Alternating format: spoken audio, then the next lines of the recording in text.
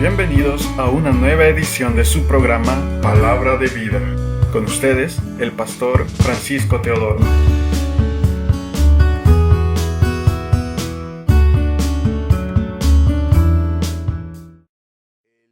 El libro de los Romanos, capítulo 1, y vamos a tener la lectura en el versículo 16 y 17. Si usted me acompaña, por favor.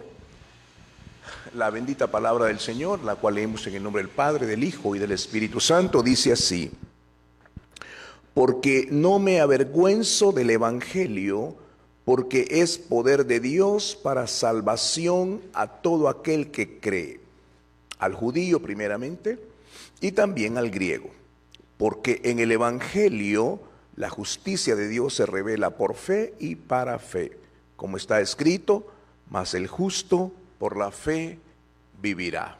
Oremos al Señor. Padre nuestro, te adoramos, te damos gloria y adoración en el nombre de tu Hijo amado Jesucristo. Esta es una enorme y maravillosa oportunidad que nos concede, Señor, para poder venir ante tu santo trono, Señor, y bendecir tu nombre. Queremos, Señor, que tu palabra pueda venir al corazón de cada uno de nosotros, Señor, como una poderosa semilla que dé fruto para la gloria de tu nombre. Pedimos la bendición del Espíritu Santo para que pueda, Señor, traer esta palabra que nos convenza de pecado, de justicia y de juicio. Oramos en el sagrado, bello y poderoso nombre de Jesús, tu Hijo amado. Amén y amén. Queridos hermanos, en esta oportunidad tenemos que darle continuidad al capítulo 1 del libro de los Romanos.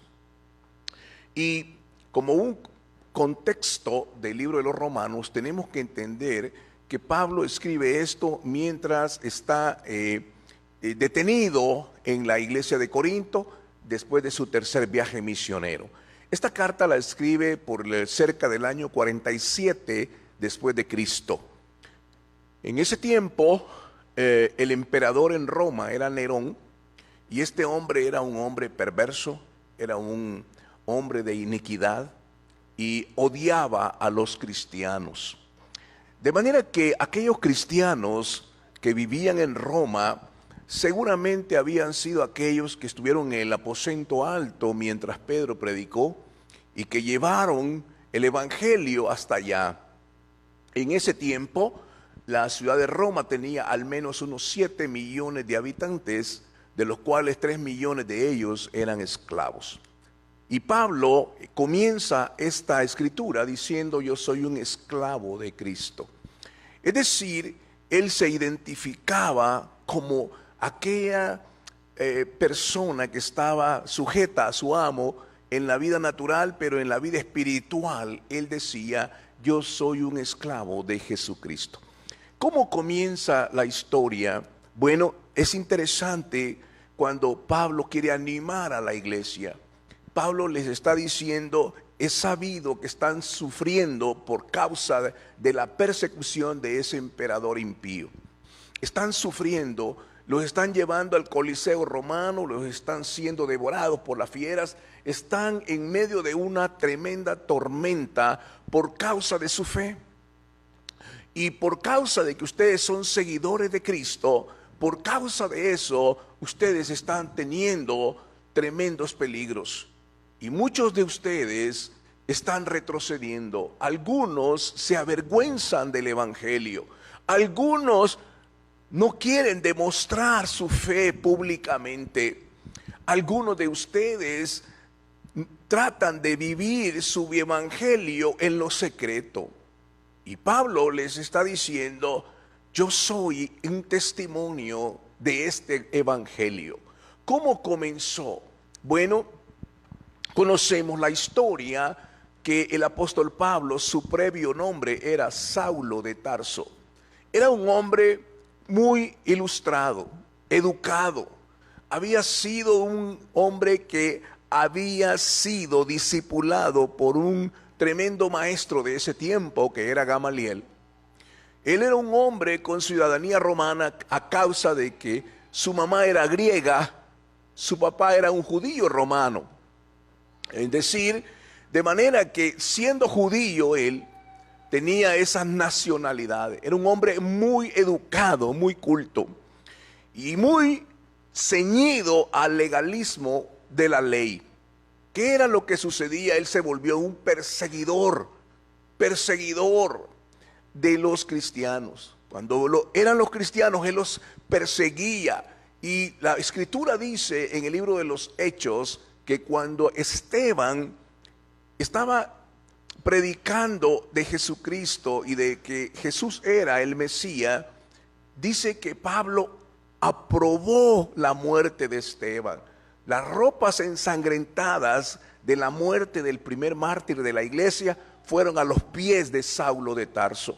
Saulo de Tarso era un hombre de verdad lleno de mucho odio contra los cristianos.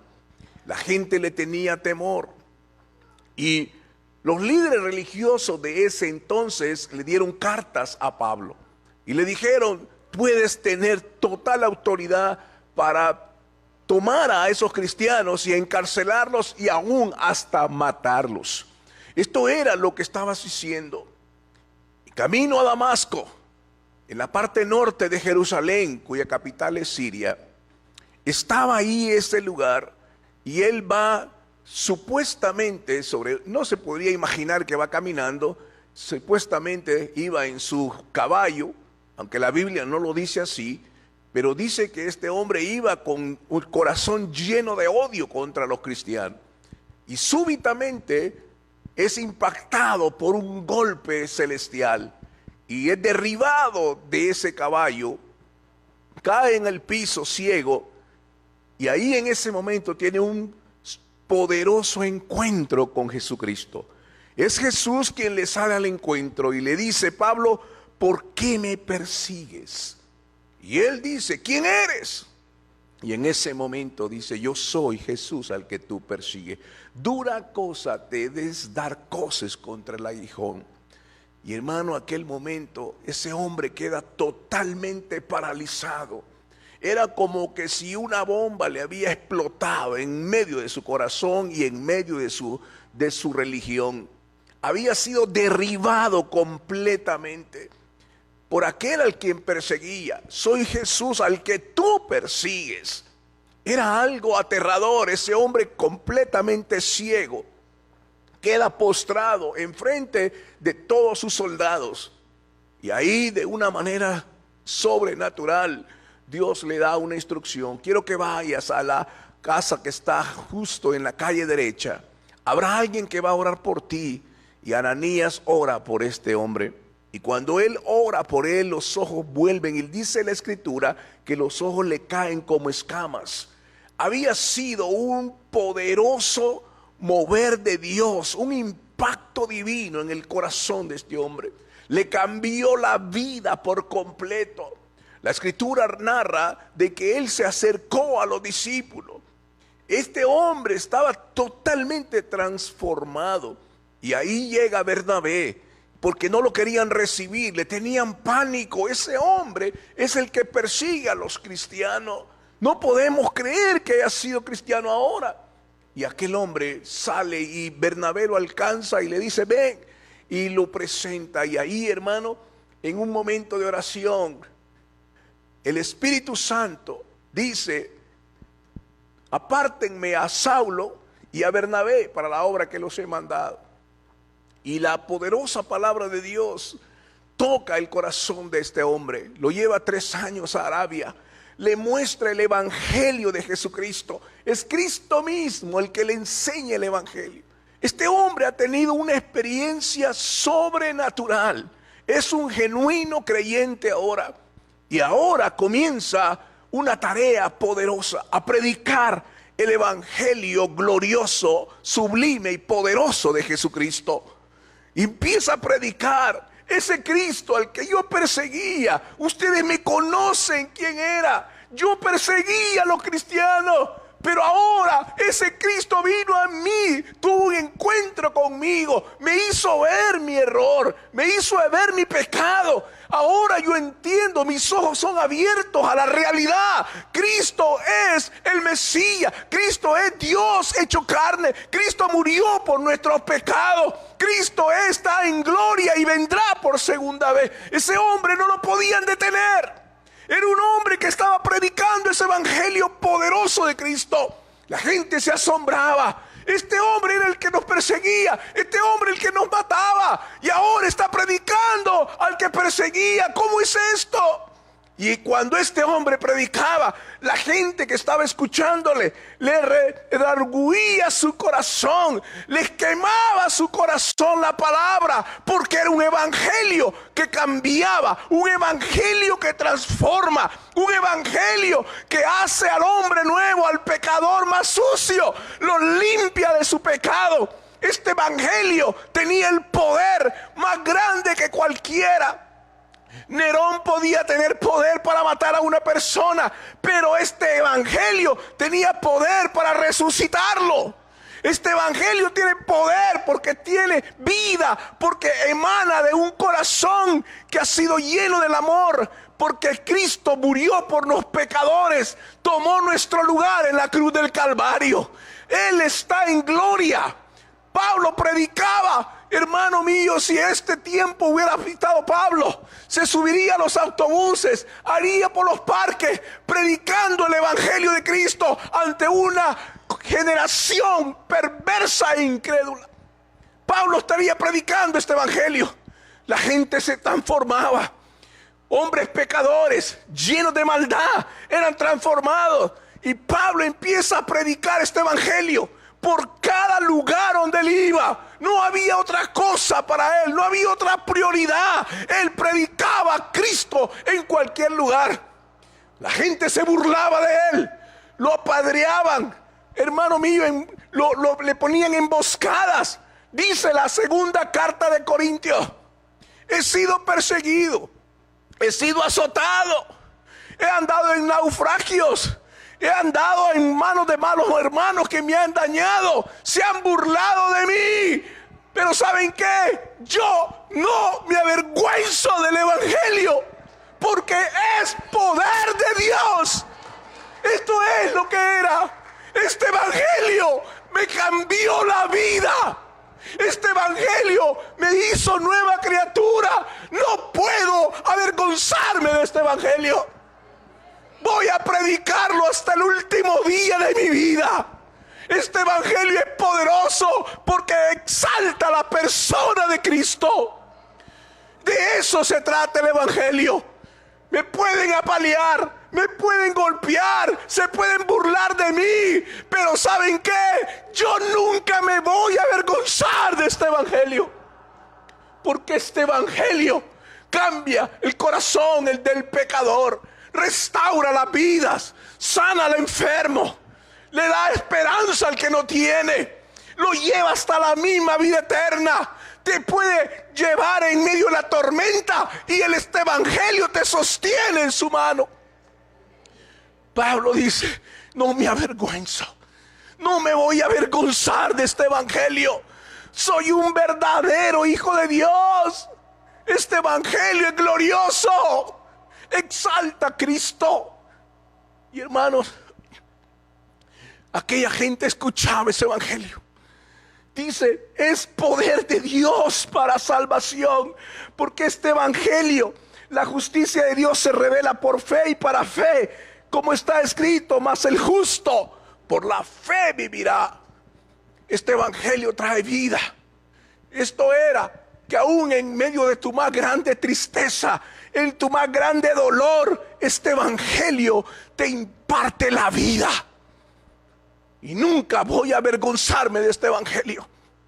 Hermano, en el día de hoy, en la generación que hoy vivimos, nos avergonzamos del evangelio. ¿Eres cristiano? Bueno, estoy yendo a la iglesia. No. ¿Eres cristiano? Nunca te vas a avergonzar de este evangelio, porque este evangelio es poder de Dios para salvación. Esto era lo que el apóstol Pablo estaba predicando. podía ir a la cárcel, le podían obligar a cualquier cosa, pero él nunca iba a retroceder en este evangelio. Hermano, la iglesia del principio, aquella gente murió porque eran completamente atormentados cuando venían. Niega a Jesucristo y salva tu vida, y decía, no puedo, porque este evangelio me va a sostener aún en medio de la muerte. Esa iglesia honró al Señor Jesucristo, pero en el día de hoy el evangelio, hermano, es algo completamente diferente. No podemos ni siquiera mostrar ese evangelio a nuestros hijos. Nuestros hijos saben lo que somos. Nuestros hijos ven en nuestra casa que venimos a la iglesia, pero en casa somos diferentes. Ven a su papá y a su mamá hablar cosas, decir cosas, pelearse, discutirse, hablar de las personas, y sus hijos están ahí y se preguntan, ¿qué clase de evangelio es este? Les preguntan en sus escuelas, ¿y tú eres cristiano? Pues no saben ni siquiera qué significa el evangelio, porque sus padres no toman tiempo para explicar este glorioso evangelio. Si hay algo glorioso que Dios nos ha dado, es la persona de Cristo. Él es el que dio su vida para restaurar nuestra comunión con Él. Este evangelio tiene poder. Este evangelio es algo glorioso de parte de Dios. En el día de hoy hemos perdido el mensaje del evangelio, hermano. El mensaje del Calvario, el mensaje de Cristo, lo hemos perdido. Y nos hemos convertido en comediantes. Nos hemos convertido en traer cuentos de buen humor. Nos hemos convertido en mercaderes de la fe. ¿Qué pasa con el evangelio? ¿Por qué lo hemos pervertido? Hemos hecho lo que hemos querido a nuestra conveniencia. Cuando tú eres un verdadero hijo de Dios, has tenido un encuentro con la persona de Cristo, hermano, nada ni nadie te moverá de ahí. Cualquier cosa. El día del Señor, vamos a ir a la iglesia. No importa quién llegó a casa, no importa lo que sucede ese día, yo iré a adorar a mi Señor, porque has tenido un encuentro personal con Él. Hay gratitud, hay adoración, hay deseo de obedecer su palabra. No hay nada más importante en este mundo que adorar a Cristo y servirle, obedecerlo.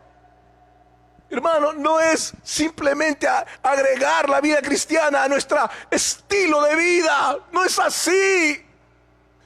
A veces oigo ministros que dicen, ponga a Dios en primer lugar. Oiga, Dios no está compitiendo con nadie.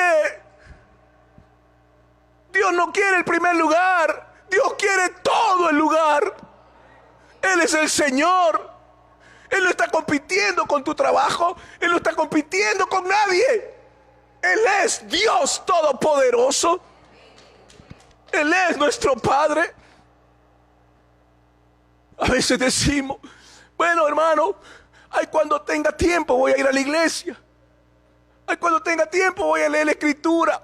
Mi pregunta es, ¿has tenido un encuentro con Cristo? Porque aquel que ha tenido un encuentro con Cristo ha sido derribado por causa de su pecado. Queridos hermanos, si el Señor viniese hoy día por este lugar, yo le aseguro que no lo recibiríamos con un aplauso. Nos postraríamos, caeríamos como muertos, porque su santidad y su luz revelaría nuestra condición. Ahora, ¿sabe lo que ha ocurrido? Las iglesias se enamoran del ministro. No estamos aquí para que la iglesia vea en nosotros, hermano, algo bueno. No. Estamos aquí para que la iglesia ame a Cristo. Somos simples siervos inútiles, pero exaltamos al hombre. Corremos detrás del hombre. Pablo dice, yo no me avergüenzo de este evangelio. Él comienza su primer capítulo. Soy un esclavo de Cristo. Soy un esclavo de mi Señor. A Él sea la gloria. Por eso es tan importante, hermano, entender esta epístola. No debería de haber un cristiano sobre la faz de la tierra que no entienda el libro de los Romanos. Es la carta más larga del apóstol Pablo. Es la primera que sucede después del libro de los Hechos. Porque describe la condición caída del hombre, pero también describe la inmensurable obra de Cristo. Toda la Escritura, lo único que tiene que ver es la exaltación de nuestro Señor Jesucristo, no la exaltación de ningún hombre. El apóstol Pablo exaltó a Cristo y la tarea nuestra es exaltar a Cristo, ser imitadores de Él como Él fue imitador de Cristo. La pregunta es, ¿cómo seguiremos viviendo la vida cristiana? ¿Seguiremos viviéndola tibiamente? ¿Seguiremos viviendo de acuerdo a nuestra medida? ¿Seguiremos viviéndola de acuerdo a nuestra conveniencia? ¿O la seguiremos viviendo para honrar al Señor, no importa la circunstancia? A veces decimos, Señor, si tú me bendices, yo entonces te voy a diezmar. No, hermano, no funciona así. Dios tiene absoluto control. Sea cual sea tu situación, tu corazón es generoso para con Dios. Tú le sirves.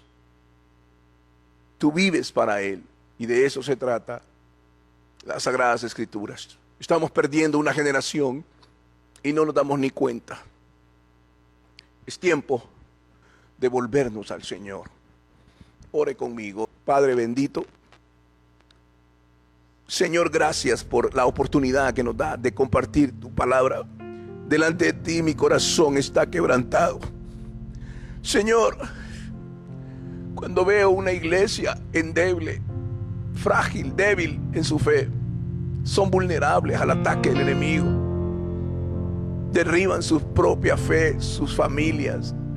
Caminamos como ciegos, Señor. Perdónanos. Ten misericordia. Señor, como ministro de esta iglesia, yo me pongo delante de ti, Señor, y te pido perdón. Te pido perdón por la manera en que vivimos la vida cristiana, Señor. Una vida totalmente lejos de una realidad espiritual. Perdónanos porque nos avergonzamos de este glorioso evangelio. Vivimos, Señor, como si este mundo fuera nuestra casa. Vivimos sin darte gloria y honor en nuestro propio hogar. Pero perdónanos, Señor. Perdónanos. Ten misericordia de nosotros y avívanos, Señor, conforme a tu palabra. Padre, en el nombre de Jesús. Amén. Participemos de la cena del Señor. La palabra de Dios nos manda, dice el Evangelio de Lucas, que una noche antes de ser entregado, el Señor reunió a sus discípulos y les dijo: cuánto he deseado comer con vosotros esta Pascua, cuánto he querido comer con ustedes, para que entiendan que voy a entregar mi cuerpo por ustedes. Mi cuerpo será herido, lastimado. Me van a crucificar una cantidad de pecadores, se van a burlar de mí. Voy a llevar la vergüenza sobre mí, pero lo voy a hacer porque les amo, para que sean libres del pecado y de la condenación eterna. Cada vez que participen de este pan y de esta copa hagan memoria de mi muerte.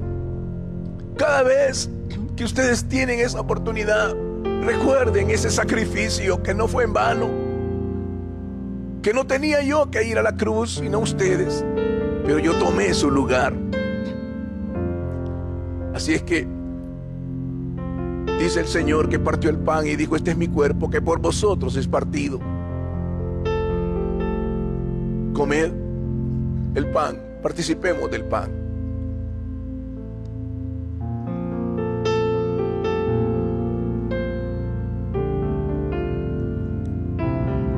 Padre, al participar de este pan, Señor, solo podemos hacer memoria de ese sacrificio. Señor, tu cuerpo fue herido. No había ningún parecer en ti para que te deseáramos. Fue una muerte cruel. Quedaste colgado en el madero, herido, Señor, y tu sangre fue vertida en ese monte del Gólgota. ¿Cómo hemos de ignorar ese sacrificio? Ayúdanos, Señor, a entenderlo, que esa revelación venga a nuestra vida. Esa misma noche el Señor, junto a sus discípulos, dijo, cuando tomó la copa: esta copa es mi sangre, que será derramada por cada uno de ustedes. Cada vez que ustedes coman y beban de la copa, la muerte del Señor anunciáis hasta que Él venga. Así que participemos de la copa.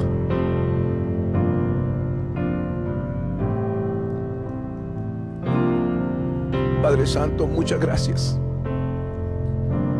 Gracias, Señor, porque esa sangre no fue en vano.